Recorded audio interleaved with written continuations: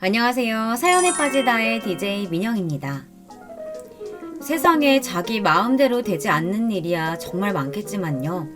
그 중에서도 손꼽을 수 있는 게 자식 농사가 아닐까 싶어요.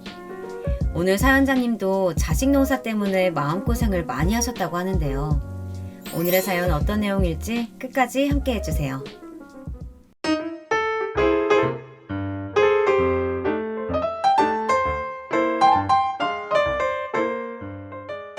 안녕하세요.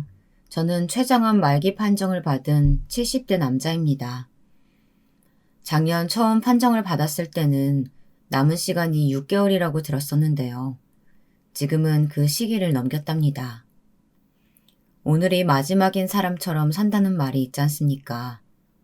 제가 딱 그런 마음으로 지금껏 시간을 보내고 있죠. 저도 살 만큼 살았으니 이제 갈 때도 되었다고 생각했던 시기가 있었습니다. 그래서 내 마지막은 고향의 바다를 보고 가고 싶다고 생각했었죠. 하지만 그곳에서의 일이 제 생각을 송두리째 바꿔놓았습니다. 그리고 지금까지 왔죠. 제 이야기를 하자면 저는 사남매 중 장남으로 태어났습니다. 위로 누나가 있었는데 가정 형편이 어려웠던 시절 병에 걸려서 일찍 세상을 떠나고 말았습니다. 거기다 아버지라는 사람은 노름판에서 살던 사람이라 얼굴을 본 적이 손꼽을 정도였답니다. 당연히 집안 살림은 어머니께서 책임지고 계시는 거나 다름없었죠. 아버지께서 술에 취해 객사하고 나서부터는 남은 저희들을 위해 안 해본 일이 없으셨답니다. 저 역시도 아침부터 신문 배달을 시작해서 학교를 다니면서 돈이 될 만한 일들을 찾아다녔죠. 고등학교는 졸업해야 한다는 어머니 말씀만 아니었다면 진작 학교도 때려치웠을 겁니다. 저는 공부에 큰 뜻이 없었거든요. 하지만 동생 둘은 달랐죠. 둘 다 저와는 다르게 머리도 좋고 성적도 좋았어요. 그래서 저는 고등학교를 졸업하자마자 공장에 취직해서 동생들의 학비를 마련했습니다. 아내를 만난 것도 집안 어른들의 소개였습니다. 어른들끼리 이야기가 다 된 상태라 몇 번 보지도 않고 대뜸 날부터 잡았죠. 지금이야 무슨 그런 경우가 있나 싶겠지만 당시 시골에는 비일비재한 일이었답니다. 신혼생활이라 할 것도 없었고 아내와 저는 맨손으로 도시에 나와서 자리를 잡기 위해 노력했습니다. 지금 생각하면 정말 힘들었다 싶네요. 하루가 어떻게 가는지, 세상이 어떻게 돌아가는지 아무것도 관심이 없었답니다. 그저 하루를 버티고 통장에 찍히는 숫자만이 전부였죠. 성실함이 가장 큰 무기였던 그 시절, 저는 운 좋게도 사장님 눈에 띄었습니다. 그 덕분에 고졸치고는 승진도 쭉쭉 할 수 있었죠. 사장님께서는 회사를 물려줄 자식이 없었습니다. 그래서 늘 자기가 죽으면 이 공장은 저더러 가지라고 하셨어요. 나중에 내가 이 회사만큼은 꼭 너한테 물려주려고. 너처럼 이렇게 부지런하게 일하는 사람이라면 피땀으로 세운 이 회사 잘 키우겠지. 아직 정정하시면서 무슨 그런 말씀을 하세요. 그리고 제가 할 줄 아는 게 뭐가 있다고요. 기계 돌리고 정비하는 것 제외하고는 아는 게 없는데요. 당연히 저는 그 말이 농담이라고 생각했지 진심일 것이라고는 조금도 생각하지 않았어요. 그래서 진짜 사장님께서 병원에 누워 계시면서 제게 공장을 맡으라고 하셨을 때는 꿈인가 싶었습니다. 경영에 대해 아는 것이라고는 쥐뿔도 없던 제가 하루아침에 사장이라뇨. 현실성이라고는 눈을 씻고 찾아봐도 찾을 수 없었죠. 하지만 막상 사장이 되고 나니 욕심이 생기더라고요. 어떻게든 이 회사를 키우고 싶다는 생각이 들었습니다. 그때부터 저는 어린 시절 하지 않았던 공부를 시작했고 그것은 아내도 마찬가지였습니다. 아내도 내조를 하겠다며 공장에 나와서 저보다 더 많이 책을 보고 공부를 했죠. 공장에 남아있던 직원들도 큰 도움이 되었습니다. 저희 부부를 포함해서 8명의 직원들이 정말 죽어라 매달렸죠. 이런 정성이 하늘에 닿은 것인지 저희 공장은 점점 규모가 커지기 시작했습니다. 막내가 대학을 입학할 때 정도가 되어서는 직원이 50명에 다다를 정도로 성장을 했죠. 저희 부부는 아들만 셋을 두었는데요. 아이들이 공부머리가 있더라고요. 천만다행으로 아내를 닮은 덕분이죠. 특히 막내는 대학을 다니던 중에 교환학생 자격으로 미국으로 건너갔는데 그곳에서 대학원 과정까지 마칠 정도로 똑똑했답니다. 지금은 한국으로 들어와 교수가 되었고요. 건축을 전공한 첫째는 대기업에 입사했다가 퇴직해서는 자기 이름을 건 사무소를 운영하고 있어요. 둘째는 치의대를 나와서 치과 의사를 하고 있답니다. 자기들끼리 우애도 어찌나 좋은지 몰라요. 셋이서 여행도 자주 다닐 정도였죠. 한 번은 순례길을 다녀오겠다며 자기들끼리 배낭을 끼고 집을 나선 적도 있답니다. 제 기억이 맞다면 아마 막내 제대 기념이었던 것 같아요. 다른 집을 보면 이렇게까지 하는 형제들은 없더라고요. 주변 사람들 중에는 저희 부부가 자식 농사는 끝내주게 잘 지었다고 부러워하는 분들이 많은데요. 저 역시도 아들들을 보고 있으면 번듯하게 참 잘 커졌다 싶은 생각이 들어요. 다만 저렇게 자라는 동안 곁에 있어주지 못한 것이 참 많이 후회가 됩니다. 일주일 내내 회사에 출근을 했고 새벽같이 나가서는 늘 밤늦게 들어왔거든요. 하루 쉬는 날이 있다 싶으면 피곤하다고 누워서 잠만 잤고요.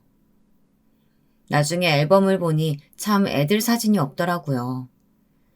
놀러가서 가족 사진 찍은 마지막이 막내가 막 걷기 시작할 때였죠. 그래서 그런 점이 참 많이도 후회되었답니다. 저희 아이들은 결혼도 일찍 했어요. 다른 집 애들은 결혼 문제로 속을 어지간히 썩인다고 하는데 어디서 자기 짝들을 다 찾아오는 건지 알아서 데리고 와서는 결혼을 하겠다고 하더라고요. 첫째 며느리는 큰아들과 같은 대학을 나왔다고 하더군요. 처음 인사 왔을 때는 목소리도 크고 자기 할 말은 똑부러지게 하는 그런 인상을 받았죠. 아내는 장군감이라고 표현하기도 했지만 정말 잘 어울린다고 생각이 들었습니다. 첫째 며느리를 보면서 큰아들이 아주 잡혀 살겠구나 싶은 생각도 들었고요. 어느 날 결혼을 앞두고 큰아들의 얼굴이 며칠이나 엉망이었죠.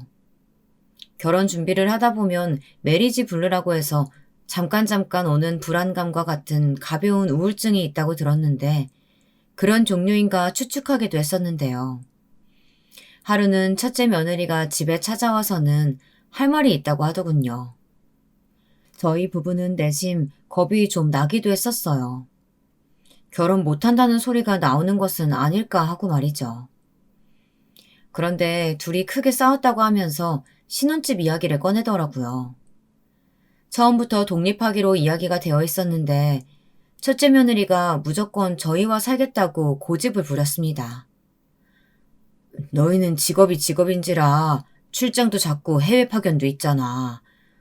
그런데 어른들이랑 살면 신경 쓸 일 많은 텐데 피곤하지 않겠니? 무엇보다도 너희 다 독립하고 나면 너희 시어머니랑 둘이서 단촐하게 살자고 노후 계획도 세웠었는데 갑자기 이게 무슨 소리야. 그래도 제가 맏며느리인데 모셔야죠. 맞이가 어디 괜히 맞이겠어요? 아버님 어머님 곁을 지켜드리는 게 맞죠. 제사 문제도 있고요. 나가 산다고 해서 맞이가 아니게 되는 것도 아닌데 무슨 소리야.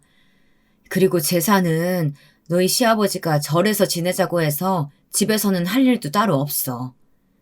그러니까 고집 부리지 말고 그냥 직장 근처에 아파트 구해라. 그러다 나중에 동서가 들어와서 두 분 모시고 산다고 그러면 제가 순위에서 밀릴 수도 있잖아요. 첫째 며느리는 순위가 밀린다는 것은 있을 수 없는 일이라고 말하더군요. 순위라니 무슨 장기자랑 나와서 1등, 2등 하는 것도 아니고 자식들 사이에 순위가 무슨 소용이 있어서 그런 말을 하는지 조금도 이해가 되지 않았죠. 저희 부부는 자식들 사이에 순위가 어디 있느냐며 점잖게 첫째 며느리를 달랬습니다. 그제야 첫째 며느리도 아차했는지 그런 말이 아니라고 하면서 저희와 시간을 보내고 싶어서라고 말을 바꾸더군요. 같이 살지 않는다고 얼굴 안 보고 지낼 것도 아닌데 뭘 그렇게까지 해. 너희 시간 나면 함께 밥을 먹던 휴가를 가든지 그렇게 하면 되는데. 됐다. 우리는 너희랑 같이 살 생각 없으니까 아파트 따로 구하렴. 그럼 나중에 도련님들 결혼해도 다 독립시킬 예정이신 거죠? 그렇다니까. 우리는 우리 나름의 노후가 다 계획되어 있어. 첫째 며느리는 그제야 고개를 끄덕이며 알겠다고 하더군요. 그런데 직장 주변에 집을 구할 줄 알았는데 저희 집에서 걸어서 15분 거리의 단지에 집을 구했더라고요. 그것까지 뭐라 할 수는 없어서 그러려니 하고 넘어갔죠. 그로부터 1년이 지나고 둘째 역시 결혼을 하겠다고 여자를 데려왔습니다. 소개팅에서 만난 학원 강사라고 하더군요. 애교가 어찌나 많은지 처음 인사 온 날부터 첫째 며느리에게는 형님, 아내에게는 어머니라고 부르면서 팔짱도 스스럼 없이 낄 정도였어요. 왜 그런 말 있지 않습니까? 입안에 혀처럼 군다는 말. 딱 그런 아이였죠. 집안에 딸이 없다 보니 둘째 며느리의 밝은 에너지와 애교스러운 목소리는 확실히 눈에 띄었습니다. 첫째 며느리도 그런 동서가 귀여운지 둘이 잘 지내기도 했고요. 결혼식을 올린 후에도 저희 집에 가장 많이 왔던 며느리를 따지자면 단연 둘째 며느리였죠. 특히 아내에게 정말 잘했답니다. 어머니, 저랑 같이 쇼핑 갔다가 어머니 좋아하시는 전시회도 보고 와요.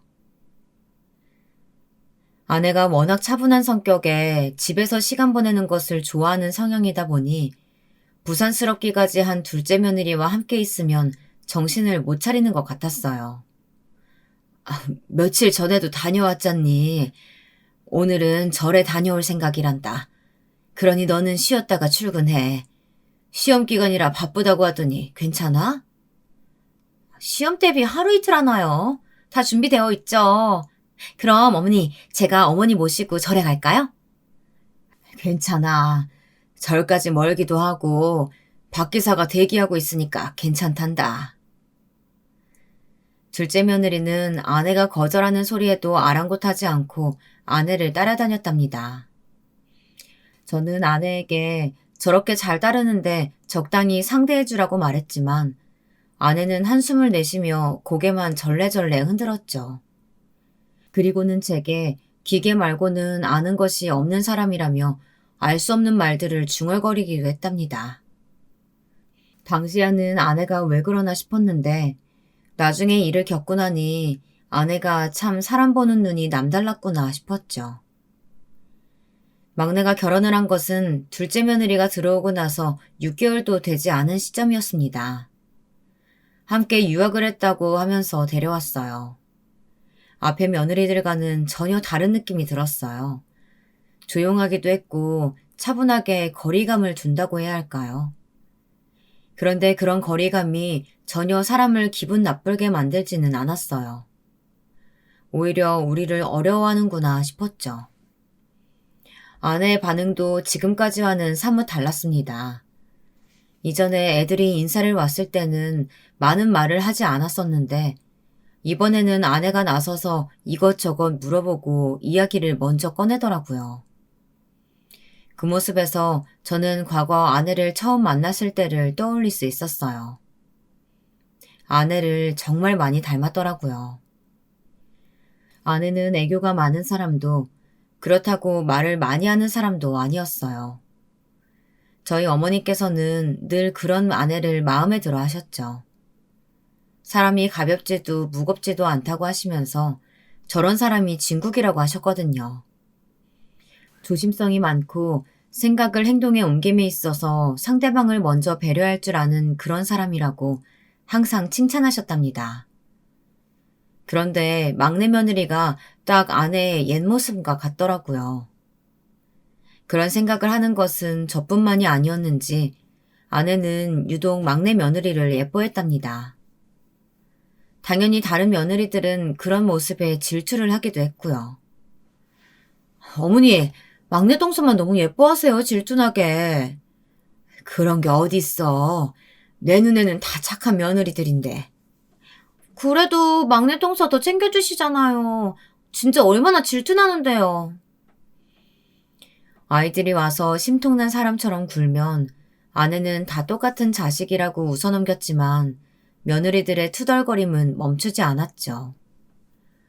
때로는 그게 독이 되어서 막내를 괴롭히는 것은 아닐까 생각이 들기도 했습니다. 대표적으로는 기념일이나 명절 같은 경우 막내 며느리만 따로 움직인다는 느낌을 많이 받았답니다. 저희 집에 올 때도 첫째와 둘째는 함께 오는데 막내만 따로 온다거나 선물을 준비해도 첫째와 둘째는 함께 했다고 하면서 내밀기도 했고요. 심지어 아내와 식사하는 자리를 만들 때도 막내만 교묘하게 빼고 보는 일들도 있었죠. 여고생들도 아니고 무슨 이런 일이 다 있나 싶었지만 막내가 크게 불편하지 않다고 괜찮다고 말해서 나서지도 않았습니다. 하루는 제 생일이라고 선물을 가져왔는데 입이 떡 벌어질 정도의 비싼 코트를 주더라고요. 겨울 한철 입으면 끝일 옷을 이렇게까지 비싼 돈을 주고 구입해야 하나 싶은 생각이 들었답니다. 겨울 한철 입고 말 것을 뭐 이렇게 비싼 걸 사가지고 왔어, 세상에나. 아버님 입으실 건데 아무거나 어떻게 사요. 아랫사람들 보는 눈도 있는데. 이 정도는 걸쳐 주셔야죠. 괜히 싸구려 입고 가시면 다른 사람들이 뭐라고 생각하겠어요. 맞아요, 아버님.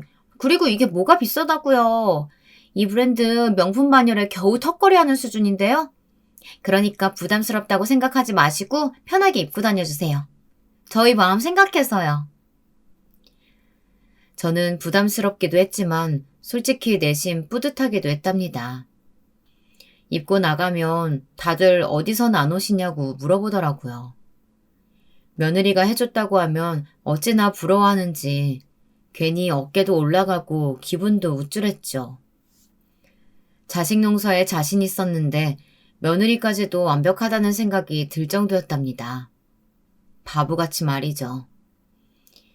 며느리들이 달라지기 시작한 것은 아내가 암으로 먼저 세상을 떠나고 나서부터였습니다. 어디서 본 글인데 세상에서 가장 큰 스트레스 중 하나가 바로 배우자의 사망이라고 하더군요. 그 때문에 우울증에 걸리는 사람들도 있다고 하고요. 다른 남편들도 그렇겠지만 저 역시도 아내를 먼저 보낼 것이라고는 단 한 번도 생각해 본 적이 없어서 그 충격이 컸습니다. 다행히 자식들이 수시로 챙겨준 덕분에 견딜 수 있었죠. 손주들의 자식들 아니었으면 아마 저는 우울증에 빠져서 허울적거렸을지도 모르겠네요. 겨우 몸을 추스르고 있는데 하루는 첫째 며느리가 저를 찾아왔습니다. 의논할 일이 있다고 하면서 말이죠. 아버님, 그이가 이야기를 못하는 것 같아서 제가 이렇게 찾아왔습니다. 제발 부탁드릴 테니까 그이 좀 도와주세요. 도와달라니? 그게 무슨 말이냐? 무슨 일이라도 있어? 아버님 아시다시피 그이나 저나 회사에서 경험 쌓을 만큼 쌓았고 능력도 충분히 된다고 생각해요. 아버님도 이쪽과도 관련 있는 일 하셨으니 아시잖아요. 제가 운영하고 있는 회사가 건축 관련 하청업체라 큰아들이 이쪽에서 어느 정도 이름이 알려져 있다는 것은 알고 있었습니다. 그래서 더 자랑스럽기도 했고 한때는 아들에게 이 회사를 물려주는 것이 어떨까 생각하기도 했었죠. 그런데 그게 어떻다는 말이냐? 독립할 시점이 됐는데 도통 움직일 생각이 없는 것 같아서요. 회사 계속 다닌다고 해도 결국 승진하는 데 한계가 있을 거고 그럴 바에는 한 살이라도 어릴 때 독립해서 활동했으면 좋겠거든요. 그런데 나더러 도와달라는 말은 뭐냐? 첫째 며느리는 잠시 망설였어요. 직감적으로 저는 돈 이야기라는 것을 알 수 있었습니다. 아내가 살아있었을 때 한 번 이야기를 한 적도 있었고요. 첫째가 독립을 하고 싶어 하는데 그 자금을 우리가 투자했으면 하는 것 같다고 말이죠. 그때 아내가 그랬거든요. 처음부터 크게 판 벌리고 싶어 하는 것 같아서 못 믿었다고 말이죠. 처음 시작할 생각이라면 작게라도 해서 차츰 키워나가는 것이 맞을 텐데 첫째 며느리는 투자를 잔뜩 받아서 크게 하고 싶어 한다고 말했던 것이 기억났습니다. 그래서 아버님이 좀 도와주세요. 이쪽에서 일도 많이 하셨으니까 아시는 분들도 많으시잖아요. 아버님께서 나서서 도와주시면 그이도 마음 돌리고 독립할 거고 자리도 금방 잡을 수 있잖아요. 내가 나서서 하면 그게 너희 사업이 되겠니? 너희 손으로 쌓아서 만들 게 아니면 나중에 다 무너지게 되어 있다. 사무실 열고 싶으면 내가 작은 곳이라도 알아봐 주마. 하지만 그 이상을 내게 도와달라고 하면 그건 결국 모래성에 집 짓는 거랑 뭐가 다르겠니? 아버님, 어떻게 그렇게 말씀을 하세요? 맏아들이잖아요. 나중에 아버님 돌아가시면 회사를 물려받을 맏아들이요. 그이가 잘 돼야 서방님이나 동서들도 잘 되는 거 아니겠어요? 그이 아니면 누가 아버님 회사 받겠어요? 둘째 서방님이요? 아니면 막내 서방님? 결국은 다 그이가 받을 건데 그러지 말고 좀 도와주세요. 기가 차더군요. 떡줄 사람은 생각도 하지 않는데 김칫국을 마시는 격이었죠. 앞에서 말했듯이 그런 생각을 한 적도 물론 있었습니다. 돌아가신 사장님을 봐서라도 제 선에서 문을 닫을 수는 없으니까 말이죠. 하지만 한편으로는 저도 사장님처럼 정말 이 회사를 잘 운영할 수 있는 사람에게 맡기고 싶었습니다. 그래서 지금은 잠시 물러서서 다른 직원들이 일하는 것을 지켜보는 중이었답니다. 저는 정색하고 첫째 며느리에게 말했어요. 이 회사 누가 너희한테 물려준다고 하더냐? 나는 회사를 잘 운영할 수 있는 사람에게 맡길 거야. 그게 첫째라는 보장은 어디에도 없다. 내 자식이든 아니든 상관없어. 나에게 사장님이 맡겨주셨던 것처럼 말이다. 그러니까 그런 생각이라면 아예 꿈도 꾸지 말거라. 시작부터 요행을 발해서 무슨 사업을 하겠다고. 아버님, 어떻게 그렇게 말씀하실 수가 있으세요? 저나 그이 엄연히 아버님이랑 같은 직종에서 일하고 있어요. 당연히 저희가 물려받아야 되는 거 아니에요? 어떻게 생판 남한테 준다고 말씀하실 수가 있으세요? 전대 사장님이야 자식이 없었다고 하지만 아버님은 아니시잖아요. 첫째 며느리는 온갖 말들로 저를 설득하려고 했지만 제 마음은 한결같았습니다. 그렇게 첫째 며느리를 쫓아내고 나니 마음이 허하더군요. 유독 자신이 맏며느리라고 강조하는 것이 책임감 때문이라고 생각했는데 어쩌면 그것 때문이 아닐 수도 있겠다는 느낌이 들었죠. 그렇게 생각을 하다 보니 예전에 신혼살림 문제로 소란이 있었을 때 입에 올렸던 순이라는 것이 이런 것인가 싶었답니다. 며칠이 지나고 큰아들이 첫째 며느리와 다시 저를 찾아왔습니다. 큰아들은 첫째 며느리가 했던 말에 관해서 제게 사과를 하더군요. 자신은 단 한 번도 그런 생각을 한 적이 없었다고 말이죠. 죄송합니다, 아버지. 실망 많이 하셨을 거 알고 있습니다. 앞으로 두 번 다시 그런 말 입에 올리는 일 없도록 할 테니까 용서해 주세요. 네가 섭섭하게 생각할 수도 있다만 내 생각에는 변함없다. 널 도와줄 수는 있다만 그렇다고 내가 나서서 해줄 것이라고는 생각하지 마라. 물론입니다. 사실 이 사람 말처럼 사무소 시작할까 싶어서 적당한 사무실 알아보고 있는 중이었어요. 당신 뭐해? 사과드리지 않고. 큰아들은 얌전히 고개만 숙이고 있는 첫째 며느리를 툭 하고 치더군요. 첫째 며느리는 마지못해 사과하는 사람처럼 죄송하다는 말 딱 한마디만 하고는 다시 입을 다물었습니다. 누가 봐도 끌려와서 하는 사과였죠. 저는 그 부분까지 지적해서 이를 더 키우고 싶지 않았습니다. 큰아들의 의지도 알았고 첫째 며느리가 아무리 억지를 부린다고 해도 큰아들의 마음이 바뀔 것 같지는 않았거든요. 저는 이왕 시작하는 일 최선을 다해서 해보라고 격려하고는 자리를 넘겼습니다. 한동안 첫째 며느리는 서운함을 숨기지 못했지만 시간이 흐르니 그것도 괜찮아지더군요. 그렇게 일이 마무리되고 나서 한동안은 조용했습니다. 일주일에 2번 집안일을 봐주는 도우미가 있음에도 불구하고 막내 며느리는 종종 와서 냉장고를 채워주고 갔죠. 혹시나 제가 불편한 부분은 없나 챙겨봐주기도 했고요.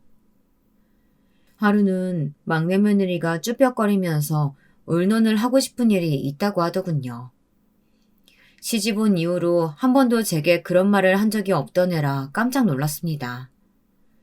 혹여 첫째 며느리와 비슷한 이야기를 하는 것은 아닐까 잠시 의심도 들기는 했지만 막내 며느리가 꺼낸 말은 의외의 것이었습니다. 교수직 제안이 왔는데 아이들이 아직 어려서요. 너무 좋은 기회라 놓치고 싶지는 않은데 혹시 아버님만 괜찮으시면 애들을 오후에 잠깐 봐주실 수 있으실까요? 막내는 자식이 생기지 않아 오래 고생하다가 시험관으로 쌍둥이를 얻어서 당시에는 초등학교를 입학한 지 얼마 되지 않은 시기였거든요. 혼자 적적했는데 저야 아이들이 있으면 오히려 말상대도 생기고 좋겠다 싶었죠. 막내 며느리는 제 반응에 뛸 듯이 기뻐하면서 퇴근하는 길에 데리러 오겠다고 했습니다. 손주들이 집에 있으니 북적거리는 것이 좋더라고요. 할아버지를 찾으면서 학교에서 있었던 일들을 이야기하는 것을 듣고 있는 것도 좋았고 아이들의 숙제를 도와주는 것도 좋았습니다. 요즘은 혼자 공부하기도 참 잘 되어 있더라고요.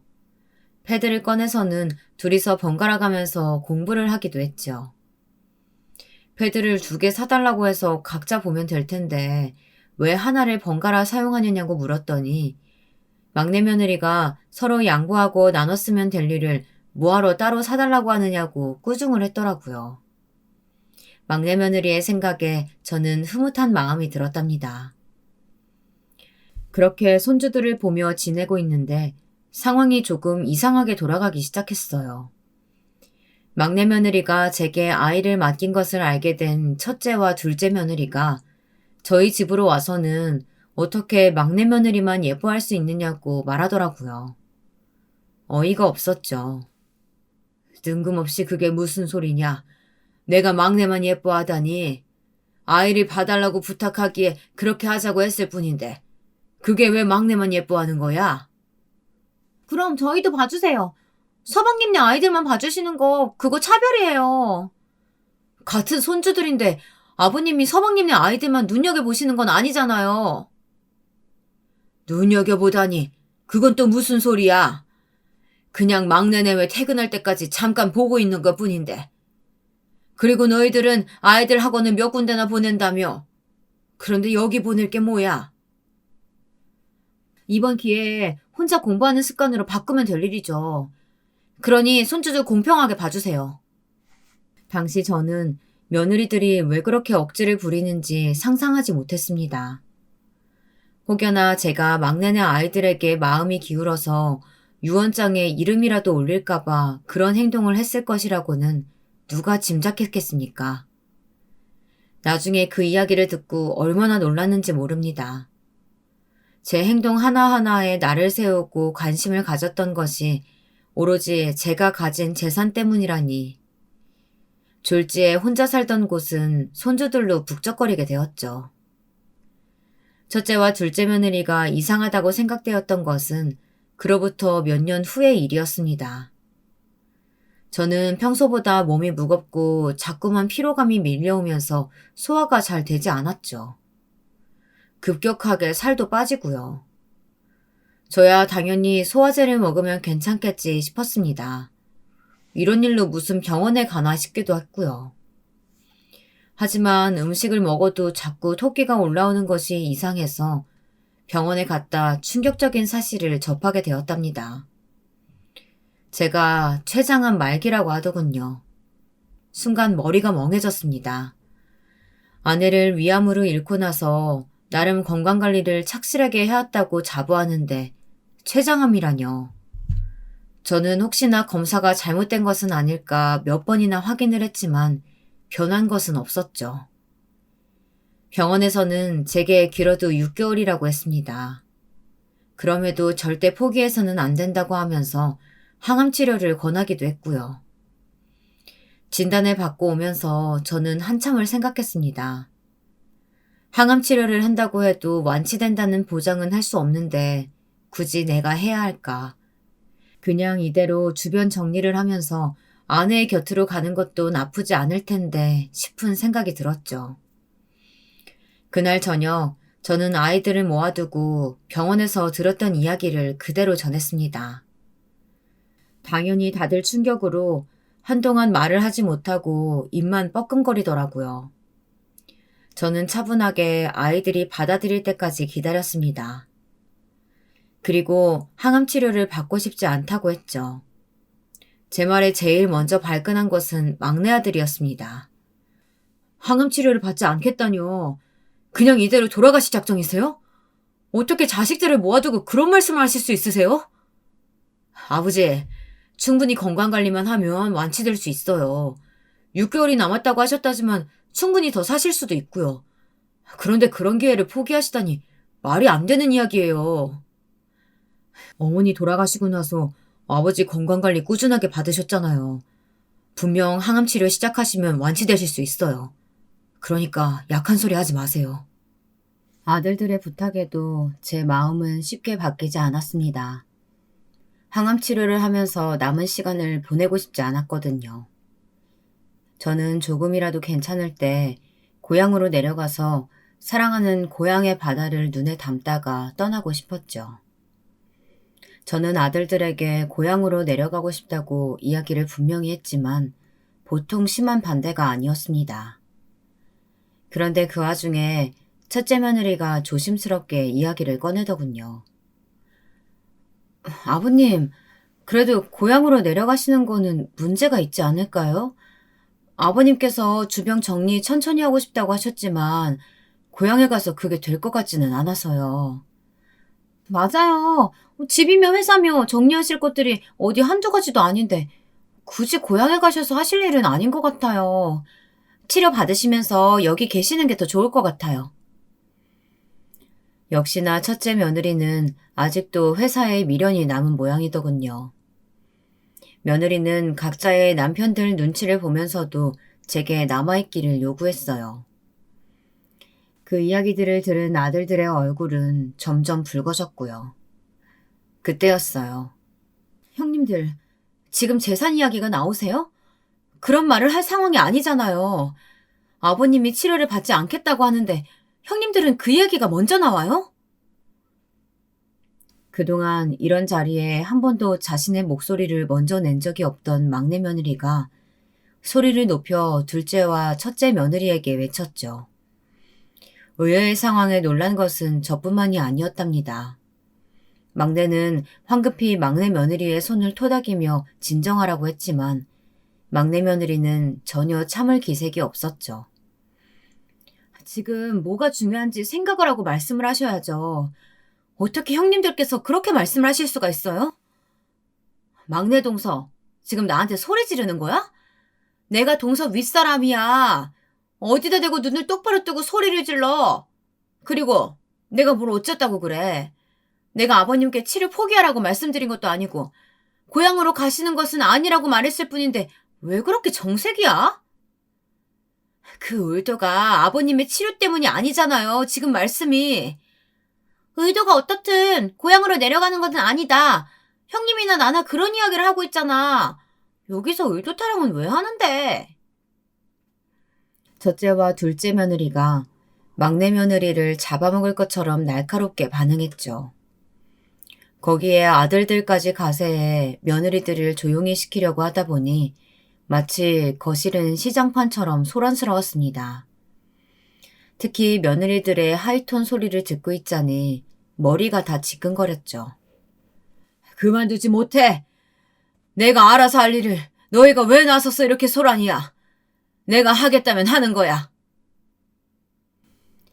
저는 홧김에 크게 소리를 지르고 다들 냉큼 나가라고 호통을 쳤습니다. 좀 조용해져야 숨을 쉴 수 있겠다 싶었거든요. 첫째 며느리와 둘째 며느리는 일어나지도 않고 제게 할 말이 있는 사람처럼 행동했지만 저는 완전히 무시하고는 당장 나가라고 했습니다. 혼자가 되어서야 저는 두통이 가시는 기분이었죠. 이후에도 몇 번이고 저희 집에서는 가족회의가 열렸습니다. 아들들과는 여전히 팽팽하게 의견이 맞서고 있었죠. 결국 저는 고향을 보고 와서 다시 항암치료 문제를 이야기하는 것으로 합의를 했습니다. 혹시 내려갔다가 다시 오지 않겠다는 소리를 할까 싶었는지 자식들은 저를 따라 나서겠다고 했고요. 온 가족이 시골의 조그마한 바닷가에 모이게 되었죠. 저는 며느리들과 먼저 내려왔습니다. 고향은 정말이지 변한 것이 없었습니다. 도시는 10년만 지나도 못 알아볼 정도로 바뀌는데 여기는 그대로더군요. 간만에 맡은 바다의 짠냄새는 제 마음을 편안하게 만들어 주었어요. 아내가 먼저 떠나고 나서 저는 어린 시절을 보냈던 집을 사서 수리를 했습니다. 나중에 이곳에 내려와서 마지막을 보낼 생각으로 말이죠. 덕분에 고향으로 내려와 어디에서 지내야 하는지 걱정은 없었답니다. 저는 바닷바람을 좀 더 쐬고 싶다는 생각이 들었어요. 짐을 푼다고 정신없는 며느리들을 뒤로하고 저는 바닷가를 천천히 걸었습니다. 함께였으면 더 좋았을 텐데 괜히 먼저 간 아내가 떠올랐습니다. 아내가 많이 보고 싶더군요. 아버님, 바람이 찬데 혼자 나오시면 어떡해요. 막내 며느리는 제게 가디건을 내밀었어요.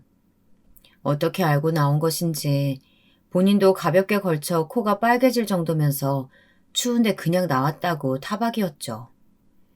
네가 나보다 더 추워 보이는데 무슨. 혼자 와도 된다니까 기어코 따라 나서더니. 다들 춥다고 난리지? 오랫동안 비워진 곳이라 따뜻해지려면 시간이 좀 있어야 할 게다. 금방 따뜻해지겠죠. 저야말로 형님들이 오신다고 해서 놀랐는데요. 두 분이 여기까지 오실 거라고는 생각 못했거든요. 나는 너희들 전부 온다고 해서 더 놀랐는데 무슨. 됐다. 그냥 들어가자. 오늘만 날이 아닐 텐데. 저는 막내 며느리의 어깨를 두드려주고는 천천히 집을 향해 걸어갔습니다. 막내 며느리는 아무 말 없이 조용히 저를 따라오기만 했죠. 집이 가까워지자 담벼락 너머로 첫째와 둘째 며느리의 대화 소리가 들렸습니다. 형님, 정말 여기까지 왔어야 할까요? 이야기는 들었지만 이렇게 시골이라고는 생각도 못했는걸요. 벌레는 왜 또 이렇게 많은지. 나라고 오고 싶었겠어? 우리가 안 왔어봐. 막내 동서만 따라왔을 거 아니야. 그 여시가 아버님 어떻게 구워 삼을 줄 알고. 슬쩍 보니까 아직 유언장 작성도 하지 않으신 것 같은데. 막내 동서가 나서서 점수라도 따는 날에는 큰일이야. 그러니까 좀 참아. 저는 너무 놀라서 벽에 귀를 가까이 가져갔습니다. 막내 며느리는 표정을 굳히고 당장이라도 쳐들어갈 것 같이 굴었죠. 저는 그런 막내 며느리의 팔을 붙들고 조용히 하라는 신용을 했어요. 첫째와 둘째 며느리의 대화는 계속 이어졌습니다. 누가 봐도 회사는 아주버님이 받으셔야 되는 거 아니에요? 아들들 중에서 그쪽이라는 사람 누가 있다고. 생판 남을 주시겠다니. 혹시 아버님 췌장암이 아니라 어디 머리에 이상 있는 거 아닐까요? 머리에 이상이 있으면 다행이게? 그럼 병원에 쳐넣기라도 하지. 이건 뭐 기분 맞춰주려니까 온몸이 다 아픈 것 같다. 회사 받을 때까지만 참아야지. 아휴, 우리 그이는 뭐라고 하는 줄 알아? 등신같이 아버님이 누구한테 회사 물려주는 게 자기랑 무슨 상관이냐는 거야. 상관이 왜 없어? 우리 재산인데. 그이가 아니면 나라도 받아야지.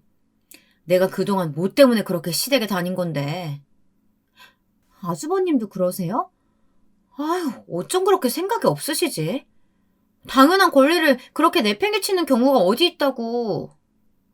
그나저나 형님, 아버님께 회사 받으면 저 잊으시면 안 돼요. 아시죠?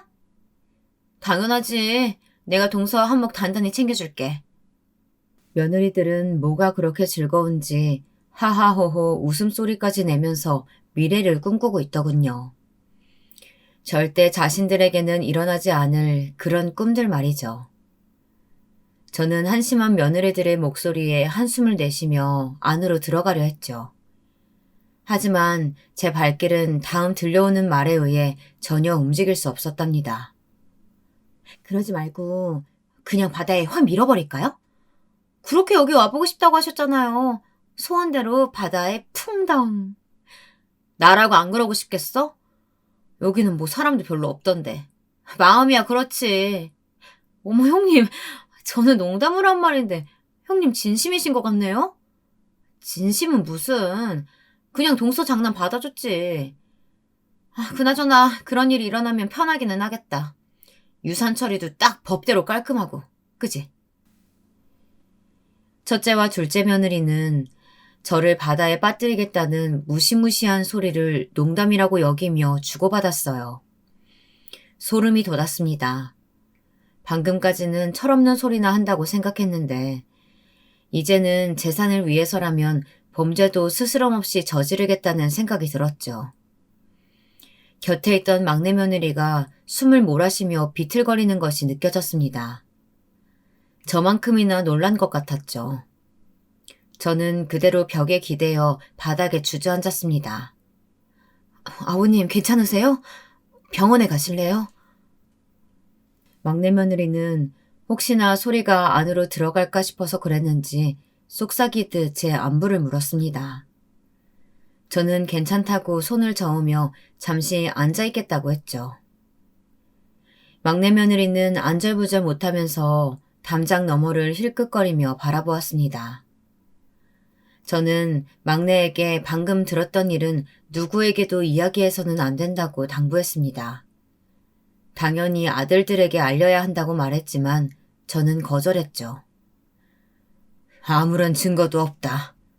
들은 사람은 너랑 나뿐이야. 거기다 저것들이 무슨 짓을 저지른 것도 아니지 않니?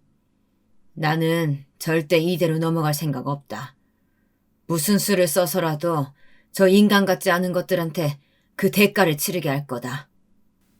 그러니 네가 날 도와야겠다. 아버님 하지만 건강이... 아버님 지금 스트레스 받으시면 안 돼요. 아시잖아요. 얼굴 가득 걱정을 담은 막내 며느리를 보고 있자니 방금 들었던 며느리들의 대화가 꿈같이 느껴졌어요. 저는 그런 막내 며느리의 어깨를 토닥이며 서울로 가면 치료도 받겠다고 약속을 했습니다. 막내 며느리의 얼굴이 금세 환하게 밝아졌죠. 저는 기운을 내서 자리에서 일어나 집 안으로 들어갔습니다. 아직까지 자기들끼리 저를 어떻게 할지 우스갯소리를 하던 첫째와 둘째 며느리는 깜짝 놀라며 제게 어디 갔었냐고 걱정했다고 말하더군요. 어떻게 사람이 그렇게 가증스러운 얼굴을 할 수 있는지 온몸에 벌레가 기어다니는 기분이 들었습니다. 하지만 저는 애써 웃어 보이면서 도저히 몸이 못 버틸 것 같아서 서울로 가겠다고 말했습니다. 오신 지 얼마 되지도 않으셨는데 다시 서울이라고요? 갑자기요, 아버님?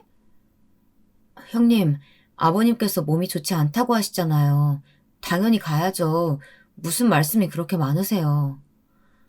막내 동서, 지금 뭐 하는 짓이야? 아니, 오고 싶다고 해서 왔는데 바로 다시 올라가신다고 말씀하시니까 왜 그러냐고 물어봤을 뿐인데. 참 막내 동서는 갈수록 사람이 경우가 없네. 아주 건방이 하늘을 찔러. 컨디션이 나쁘다고 말씀하시는 아버님 앞에서 이유나 찾는 것보다는 경우가 있는 것 같은데요. 이렇게 이야기하는 시간도 아까우니까 준비나 하시죠. 막내 며느리의 공격적인 모습에 버럭하려던 두 사람은 급히 안으로 들어갔죠. 저는 막내에게 아직은 때가 아니라고 말해주고는 기사를 불러 다시 서울로 돌아왔습니다. 돌아오자마자 저는 며느리들의 뒤를 캐기 시작했어요. 네, 꺼림칙한 일이죠. 시아버지로서 할 일도 아니고요. 하지만 저를 바다에 밀어버리겠다는 농담을 주고받는 며느리라면 더 이상 자식이 아니잖아요. 그런 아이들한테 본때를 보여주려면 저도 준비라는 것이 필요했어요. 털어서 먼지 없을 사람이 어디 있겠냐는 말들을 많이 하던데 첫째와 둘째 며느리는 털 필요도 없이 먼지가 가득했습니다. 두 사람은 아주 착실히 제가 죽고 난 다음을 준비하고 있었죠. 그렇게 믿었던 제 변호사도 이미 첫째 며느리의 손에 떨어졌더라고요. 얼마를 받기로 했는지는 몰라도 빈번하게 만나왔더라고요. 제가 유언장을 쓰지 않았다는 사실도 그 변호사를 통해서 들었던 모양이었고요. 또한 공장에도 자주 얼굴을 내밀고 있었죠. 마치 자신이 사장이라도 된 사람처럼 여기저기 들쑤시고 다녀서 직원들 사이에서 원성도 자자했고요. 제가 아프다는 소식에 임원들이 쉬쉬하면서 숨기고 있었더라고요. 그중 일부는 둘째 며느리 손을 잡았고요. 회사가 돌아가는 꼴을 보자니 억장이 무너지는 기분이었습니다. 차라리 대형 기업이었다면 그럴 수 있다고 생각했을 거예요. 하지만 직원이 200여 명인 회사를 두고 누가 가질 것인지 눈치를 보고 있다는 사실이 믿겨지지가 않았습니다. 특히 믿었던 임원들의 배신은 절망적이기까지 했습니다. 저는 우선은 쳐내야 하는 사람들과 정말 회사를 맡겨야 할 사람들을 정리했습니다. 모든 것을 한꺼번에 끝내기 위해서 확실히 준비를 해두었죠. 첫째와 둘째 며느리의 사생활 역시 깨끗하지는 않았습니다. 둘째 며느리는 같은 학원에서 근무하는 신입 강사와 바람을 피우고 있더군요. 집도 마련해주고 온갖 명품으로 그 남자를 머리부터 발끝까지 꾸며주고 있었죠. 두 사람의 관계는 학생들 사이에서도 소문이 돌 정도였고요. 제가 더 화가 치밀어 오르는 부분은 그런 점을 아들도 알고 있었다는 겁니다. 아들도 사람을 시켜서 둘째 며느리 뒤를 밟았던 모양이더군요. 그럼에도 아무런 대처 없이 가만히 두고 있다는 것이 제 상식으로는 이해가 되지 않았습니다. 첫째 며느리도 만만치 않았습니다. 아들과 함께 사무실을 운영하고 있다는 것은 알고 있었지만 저희와 같은 하청업체로부터 뒷돈을 받고 있다는 것은 물론 회사의 공사 대금을 따로 빼돌려서는 명품을 사재기 하고 있었죠. 말 그대로 첫째와 둘째 며느리는 엉망 그 자체였습니다.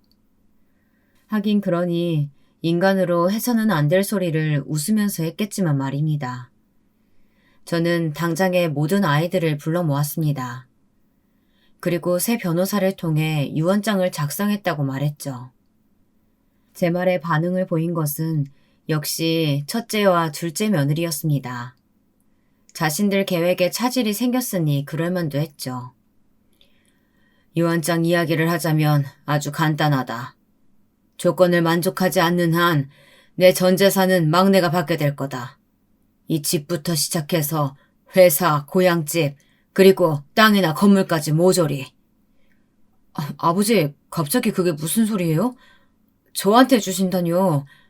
그리고 땅은 뭐고 건물은 뭔데요? 조건이요? 아버지 조건을 만족하지 않으면이라니. 너무 갑작스럽잖아요. 무슨 일이세요? 제 유언에 첫째와 둘째 며느리는 서로 눈빛 교환을 하며 혼란스러운 얼굴을 했죠. 그것도 그럴 것이 제가 땅이나 건물에 대해서는 단 한마디도 하지 않았거든요. 아내에게 주었던 것이었고 그녀가 죽으면서 제게 다시 돌아온 상태였습니다. 조건이라니. 아버님 그래도 저희가 맞이인데 어떻게 저희를 두고 막내 서방님께 주신다는 소리를 할 수가 있어요? 다른 것은 다 그렇다 쳐도 회사 일은 저희 부부가 아니면 누가 할 수 있다고요? 내가 말하지 않았니? 조건을 만족하면 될 일 아니냐. 조건만 만족하면 너희들이 원하는 그림으로 끝날 수 있을 텐데. 저희는 조건이 궁금한 게 아니에요. 서울로 바로 오셨다고 이야기 듣고 항암치료 받을 결심이라도 하신 줄 알았더니 유언장이라뇨. 아버지, 정말 자식들 앞에 두고 이렇게 나오실 거예요? 저는 버럭하는 큰아들을 바라보며 당연히 항암치료를 시작할 작정이고 그 전에 혹시나 하는 마음으로 유언장을 작성했을 뿐이라고 말했습니다. 제가 치료를 받겠다고 하자 막내 며느리의 얼굴이 눈에 띄게 밝아졌죠. 조건은 간단하다. 막내를 제외한 너희 두 놈이 이혼만 하면 된단다. 그럼 내 재산은 무엇이 되었든 똑같이 나누어 가지게 될 거야. 너희들이 원한다면 말이지. 폭탄 선언 같은 제 말이 끝나고 나서 한동안 숨쉬는 소리 외에는 아무것도 들리지 않았어요. 다들 놀란 얼굴로 저만 바라보고 있었죠. 특히 첫째와 둘째 며느리는 새하얗게 질린 얼굴로 서로 얼굴을 마주보기만 했고요. 이혼이라뇨, 아버님. 저희 부부가 무슨 잘못을 했다고 이혼을 하라고 하시는 거예요? 이런 법은 없습니다. 아버님 마음대로 이렇게 하실 수는 없다고요. 재산 상속 조건이 이혼이라뇨? 말이 되는 소리라세요, 아버님. 첫째와 둘째 며느리는 말도 안 되는 소리라고 펄쩍 뛰었답니다.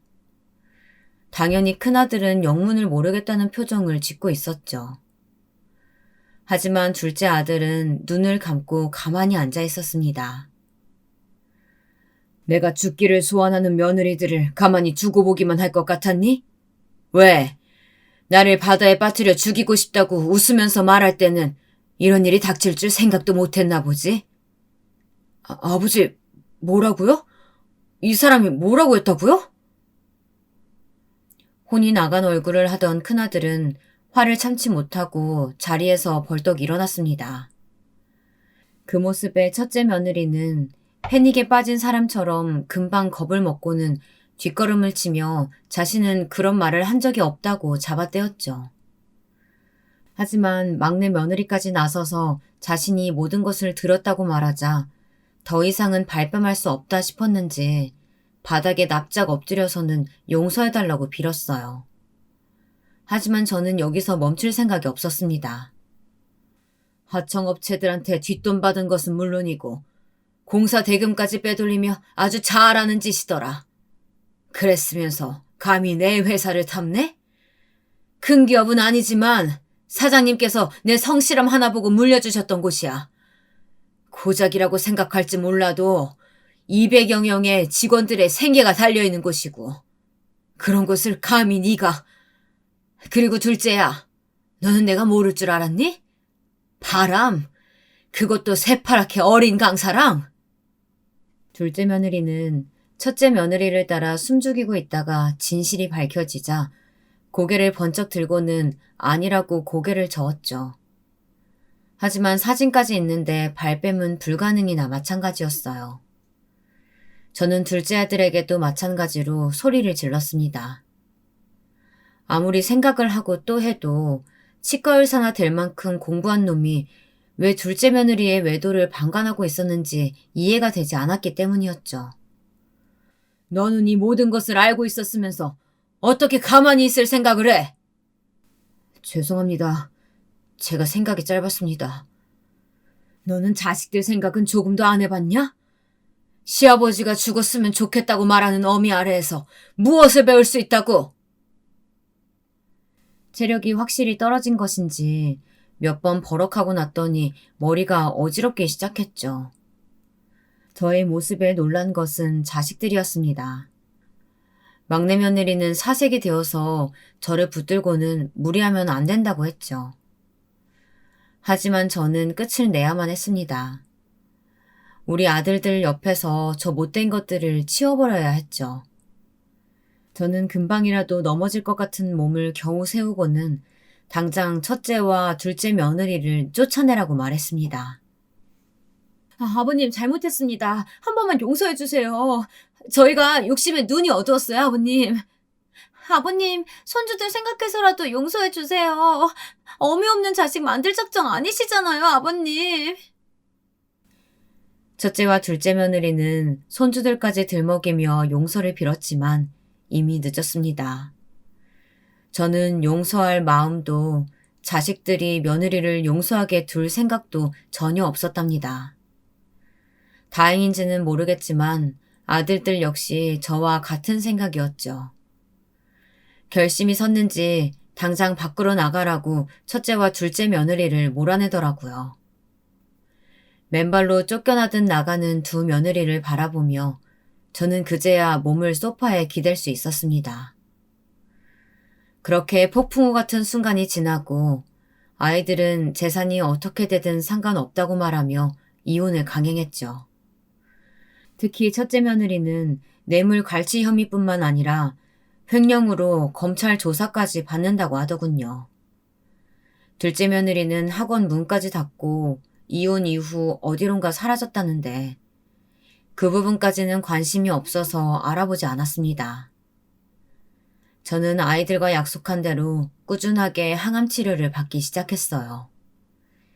막내 며느리 덕분에 식단 관리도 철저하게 했기 때문에 확실히 경과는 좋다고 하더군요. 그래서 남았다는 시간을 넘어 지금까지도 건강하게 살고 있는 거 아닐까 싶습니다. 아마 아내의 곁으로 가는 것은 잠시 뒤로 미뤄야 할 것 같습니다. 아내라면 제가 조금 더 늦게 간다고 해서 서운할 사람이 아닐 테니 괜찮겠죠. 저는 오늘도 충실히 하루를 보내고 있습니다.